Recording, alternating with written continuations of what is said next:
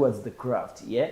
Some artists, by the don't even mind about the image they put out. You understand? Sometimes it's all about the image. If the image is nice and the music is not nice as well, at the end of the day, abantu basima muntu. Oshitegeera, oyinza okubanga okuba music mulungi naye nga nkago omuntu nga tebana bakusima, at the end of the day nakyo tetijja kukola. Oshitegeera, so make sure you try to put out a good image so that people can also like your music at the same time, like your image as an individual, yeah?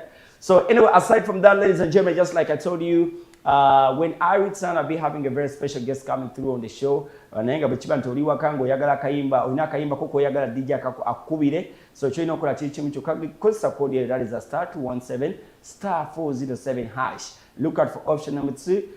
Basically take a akayimba, but make sure you confirm after so that you can be very close to the show, yeah? So in the building, we're joined in by my brother, that is Mr. Brandon Shauf. Bebamu ku basajja batandikawo ekibiina ky'abanamawulire naddala bakola entertainment. So basically he has been in the entertainment game for a very long time. Not very long time, but he has been following the business for quite a while. How many years are we counting, by the way? To be honest, something like 10 years. He looks very young, but he has been in the game. That's you're authentic when it comes to entertainment business. That means you've been following the game for quite a while. Yeah, some good years. Some good way. Okay. So basically, bebana abasajja bebagamba ndowooza nawe editati ya kamino nojeyongera ku atagejja atakola ki alati yampalana. Yeah, waliwo ekintu kimu abayimbi kibeerabira, by the way, some people fe abanamawulire tubeerawo buli azze omupya tumwaniriza ajja n'ayakamuko, abamu ne bagenda, abamu ne basigala ate ng'okyalimu. Kasita okola ekintu nga kiri legit n'osigala nga wa abantu facts. Okay. Ebisinga okubeera ekizibu kasita obanga naawe oyagala ate ku trendinga. Okay. So in simple terms, Msajja Brandon Shauf is an authentic entertainment journalist. So basically we're going to be trying to give some insights about the industry. So tegera biche bigenda maaso ne entertainment industry ye Uganda. Biche bigezeemuko bubi waawe tulina otereezaamuko baliwo abatukozesa ensobi nga ffe ba entertainer. So kwegamba tugenda kubanga tunyumyako bintu bingi nnyo ebyatambudde over the weekend, tugenda bikondakonako mpolampola. So tugenda tutambula naye until the end of this particular show. For starters, Brandon, first say hi to everybody watching you. Hi everybody watching us straight on BTM TV. Mwebali kubanga kwemuli naffe tuzze tutanye ensonga. Like we always do it, we love entertainment, and when we speak Ugandan music, it is who we are. For starters, congratulations upon your brand new job on radio. Yeah, it's a very big way. 2025 has been a big year for you. So nga chali wange gwemanyi ate omu ku bakulembeze abatutwala ijjawe ekyaliyo. Entertainment Journalists Association Uganda teyina gyeraga kyaffe naye nga bwetu bwe tuli 2025 bintu bizze with blessings, and we appreciate the Almighty Jah for that. Okay, so Brandon, there was njagala tutandike kwena ensonga y'aba scammers. Ensonga nyingi nnyo zetugenda okuyitingako, but I would love us to start from the scammers that use influencers to scam Ugandans. Ekitegeera waliwo abantu abajja ne bakolesa aba influencer naddala abayimbi ne bakolesa media personalities abamu okugusa ebintu byabwe baagala okuyisa. At the end of the day, it is going to kill the image of an artist. Ekitegeera kubamu akayimba nga kubamu ekifaananyi nga yigwe chameleon nga gwe Brandon ondeetedde business naye nga yakifezi naye ng'oyagala nkozese amaanyi ga chameleon okutunda ekikyo. So kati entertainment business ate ffe ife abasinze okukosebwa mu bino ebintu. So how can we try to escape this kind of scenarios? First and foremost, we need the money. We need the money. Yes, we need the money because deal with ja. Okitegeera. Watching this topic here, no? Anjagala relating and ekigenda maaso. There's a self-proclaimed boss man. Badiyita Don Chris. You get? Chigambiwa, because he even said it by himself, so there's nothing like Chigambiwa. Yabbye bana Uganda, because naye kenyini yakyogedde naye nga mu bantu abanayuganda babbye era sitira abadde akozesa abantu ab'enjawulo muli abayimbi omuli ba-influencer ab'enjawulo okitegeera at the end of the day bano ba-influencers nabo badde basuddiye okusuddiya product y'omuyaaye omanyi with marketing ekisookera ddala omuntu ng'ozimbye brand yo nojja nti no kati gwe Bright from the word go you very much know the things you want out of that brand and how you're giving out that brand to the people, how you're selling the brand. First and foremost, if you very much know that your brand is legit and you want everybody to know that whatever comes out of Bright is real, you have to go professional.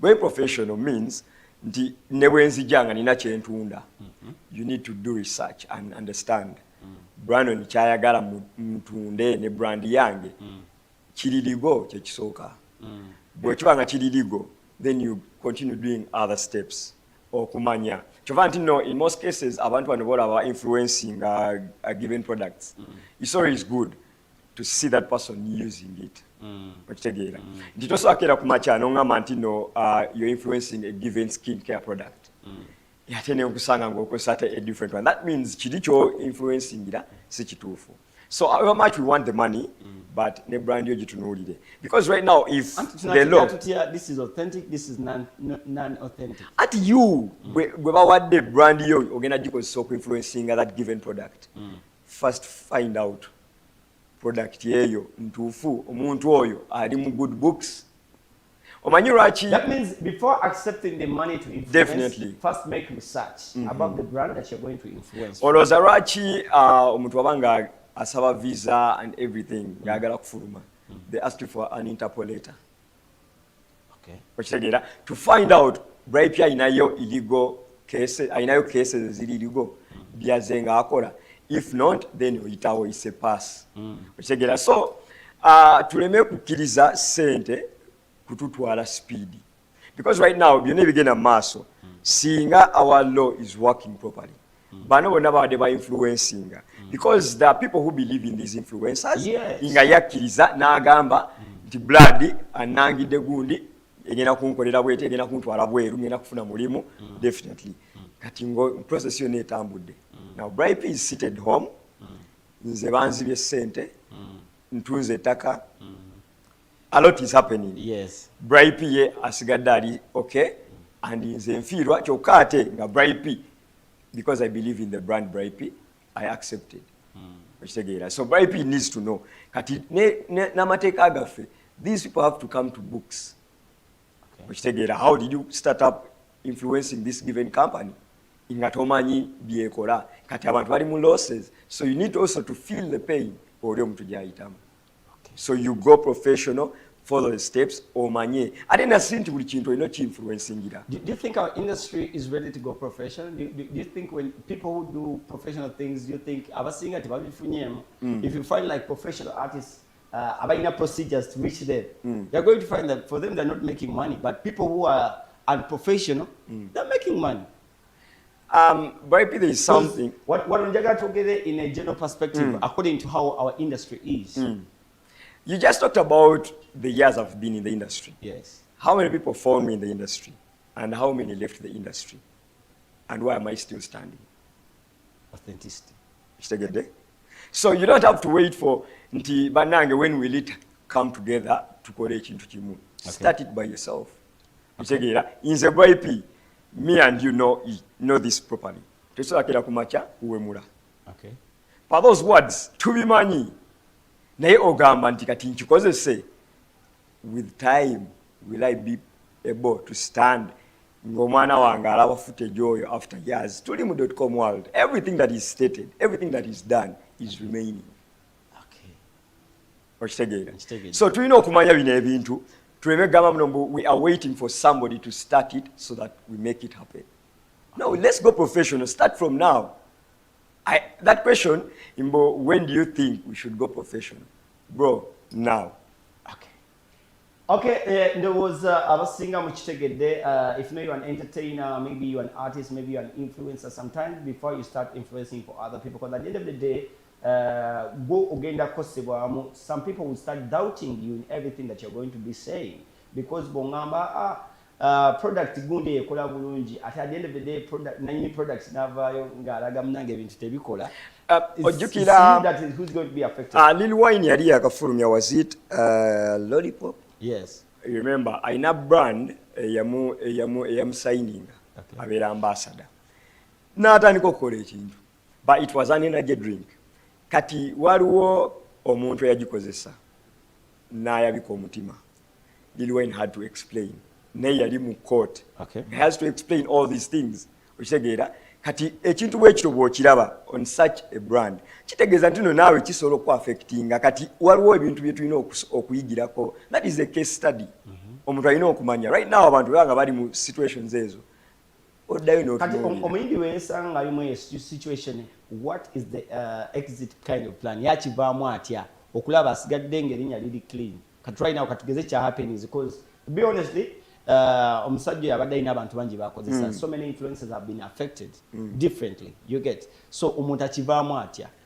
Bave ba clearing the air kyekisooka okitegeera because now we basigala nga basirise ole waddembe okugamba nti beeko baana n'oli okulya sente zaabwe because we've seen many of them nga gamba nti no omusajja yamuwadde miliyoni 10 so yamuwadde kinene yamuwadde kino oli omuntu kati esaaza kati yawayo sente ze esaaza kati atunena gamba so emotoka brother wange gyavuga, that is my money. Yalinga adinga n'abasajja bano okitegeera. So esaazi neno omuyimbi ovaayo influencer ina abadenga akolera company eyo, you come out nosoka novumirira ekikolwa because the owner of the company yavudde yakulaga gwe everything is okay. Yes. Okitegeera. So if everything is okay nga gwe oyimbira abantu and these are your fans that you wagezako ku influencingira a given thing ne bakibuyinga because of you, they are losing the trust. Okitegeera. Okay, kale omugagga wuuyo Don Chris omwami Chris, omwami Mr. Chris. Omanyi waliwo vocabularies tulina zetukozesa naye sometimes ndowooza tulina tandika zitunuuliramu. Doni yaba atya, omugagga yali atya, okitegeera. Tuleme kuwa abantu titles ezitali zaabwe. Musajja ade yeeyiya. Webale tangazaamu kwensonga naddala abantu abamu mukitegedde bambi.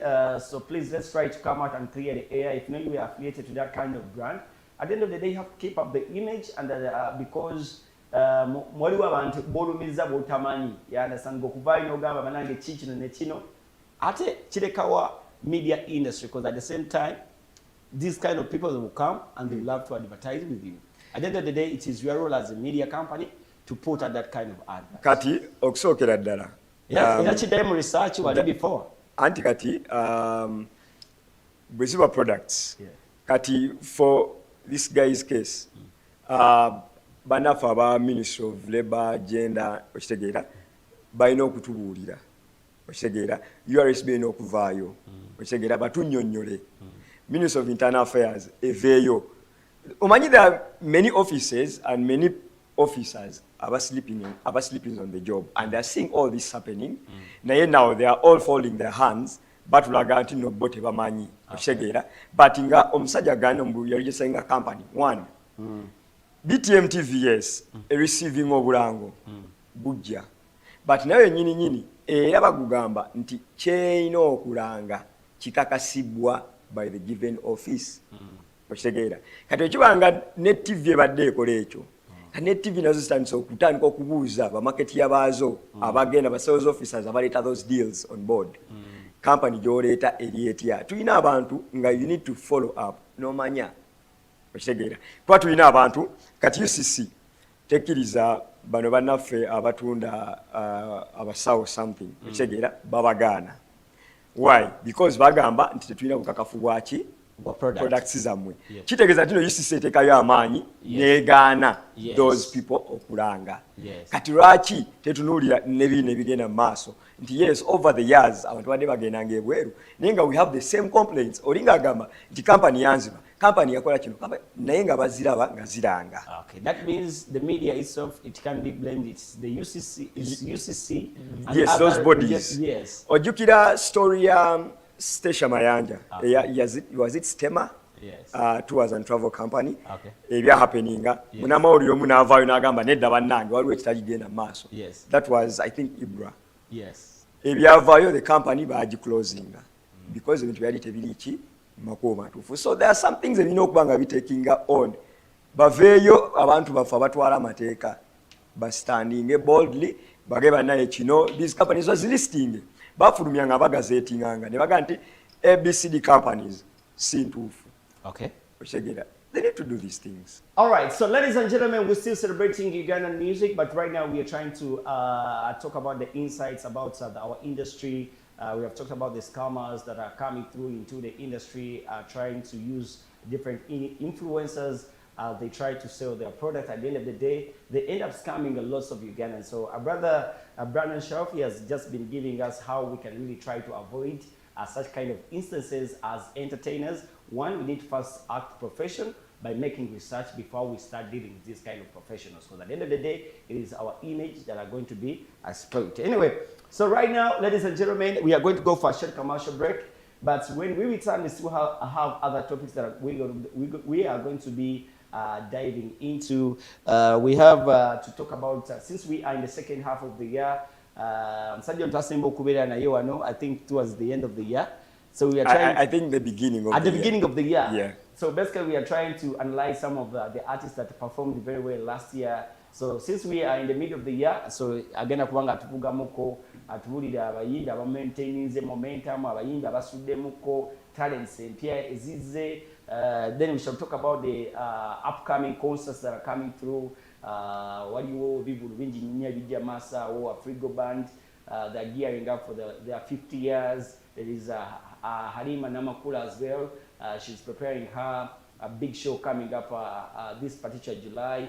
There is Dr. Jose Camille, legendary artist. There is Fit for Micah India. There's King Saha. What do you see the Daxi vibes? To mention about a few, Shiba as well. Pastor Wilson Bugembe. Pastor Bugembe is also coming back. Yes, please. Okay, so kwegamba tugenda kugezako kuzimenyamunyamuko.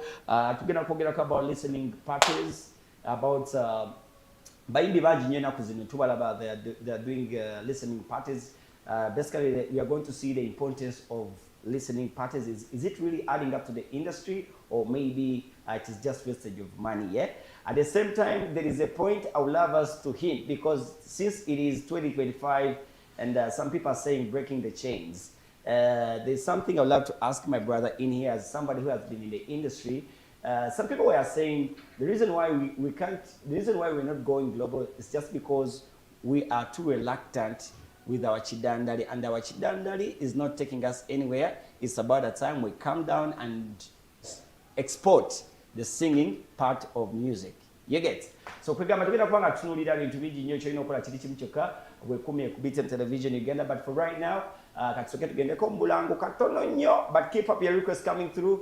DJ Ben Killer is still in the building to give you some great vibes. Bright in the name that you can trust. Let's go get it.